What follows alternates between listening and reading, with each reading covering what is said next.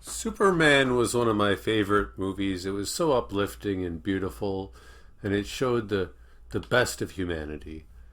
But we're not here today to talk about Superman. We're here to talk about the boys.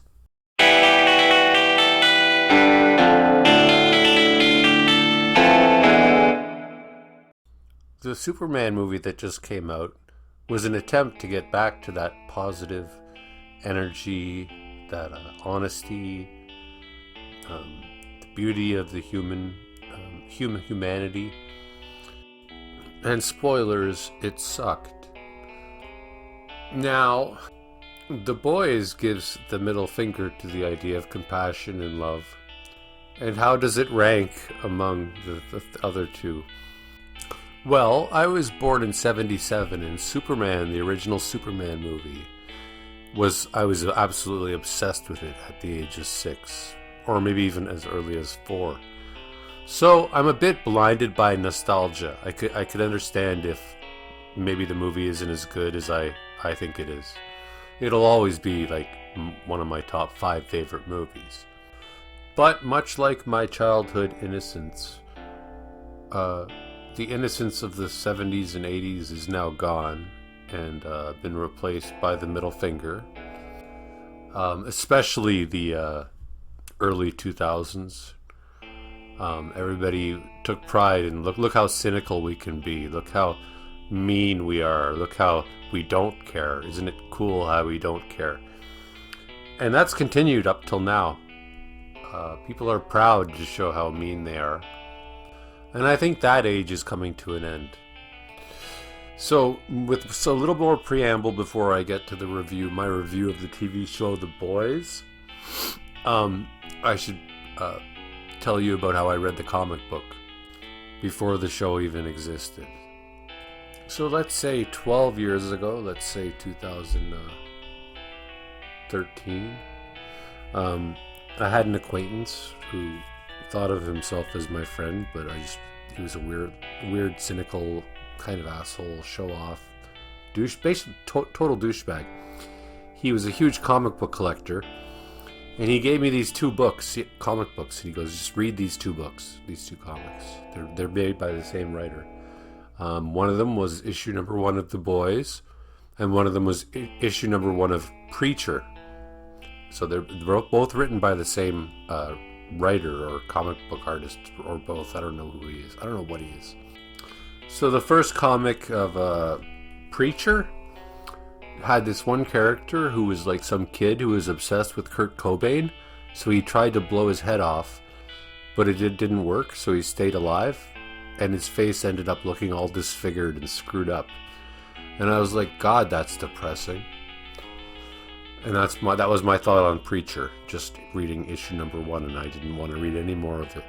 Then I read issue number 1 of The Boys, and the only thing I really remember about it was the superhero basically says, okay, if you want to get the job being a superhero with us, you want to join our group of superheroes, our little Justice League, you have to give me a blowjob.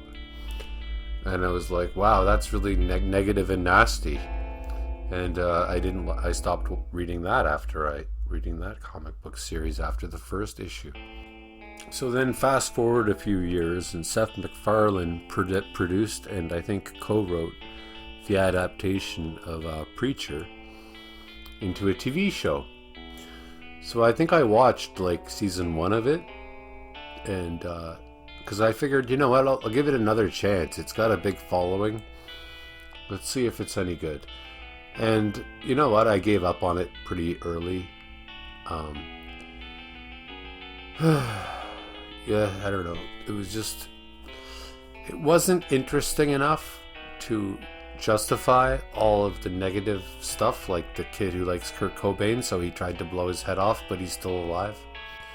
So I'm not even sure if I finished season 1 of that, but it wasn't my thing. Actually, that's way too nice. It was crap. It was bad. And I can explain why it's bad if you like. If you want me to do another video on why it's just bad. Yeah, just take that image in. And do I really need to explain to you why this show was bad? So then fast forward a few more years, and Seth MacFarlane, the same guy, makes The Boys. And like, wow, Seth MacFarlane really likes this writer. He really likes these comic books. But do I say Seth MacFarlane? I mean to say Seth Rogen. I think of them as the same thing because they're both like these kind of wannabe funny guys. But no, so Seth Rogen, not Seth MacFarlane. Seth Rogen. So he makes The Boys, and I watched season 1 and I watched season 2, and I basically call it the. It's not really The Boys. It's really the. It's really the Homelander show because that's the only character that anybody really cares to watch, I think, in the show. So I watched season 1 and 2. I watched up till the point where Homelander is jerking off at the top of a skyscraper. So by now you may have guessed, I know this show sucks. Is it better than the new Superman movie, which is trying to rekindle hope and love and compassion? Yes, it's better. Why? Because at least it's doing what it's trying to do. The new Superman movie doesn't know what it's trying to do. But that doesn't mean The Boys doesn't suck. The Boys sucks because it's just a basic idea that you could... Okay, what if superheroes were evil and they were all corrupt? And that's all. It asks that question, but then it doesn't follow up with any kind of story that like leads anywhere at all.